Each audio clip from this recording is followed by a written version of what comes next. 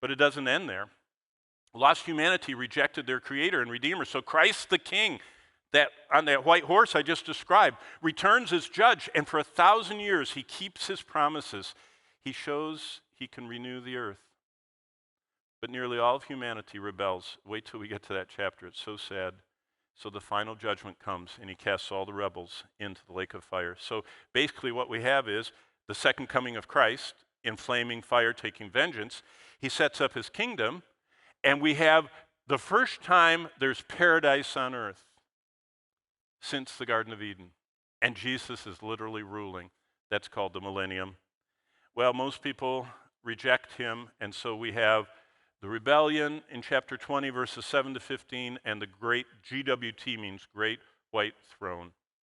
So that's number 6, and here's the final point of Revelation. As saints, we see ourselves enjoying God's invitation to dwell in his captivating, satisfying, sustaining presence. God is with us, and we're at home in heaven forever. And that is the last part of the plan. And I guess that's why the early church got so excited.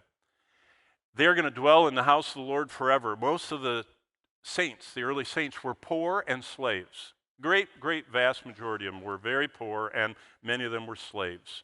That's why they had church at night, because the slaves worked all day. That's why people were falling out of the windows when Paul was preaching, because they had worked all day, and now they came to this evening service, and they fall asleep and fall out the window.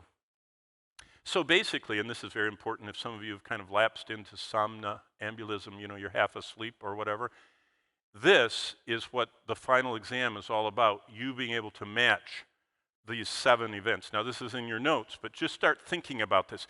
You should start thinking about Revelation has 7 clear events. The first 3 chapters are Christ's church on earth.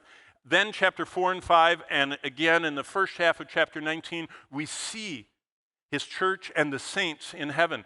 And then the tribulation unfolds from 6 to 18. Jesus returns at the second half of chapter 19. He reigns over the earth for 6 verses in chapter 20. And then there's a rebellion and the whole horror of the great white throne and being cast in the lake of fire. And the last 2 chapters are describing heaven. And why do we have that? Because God says, you need to know my plan. And so that's why he sent us that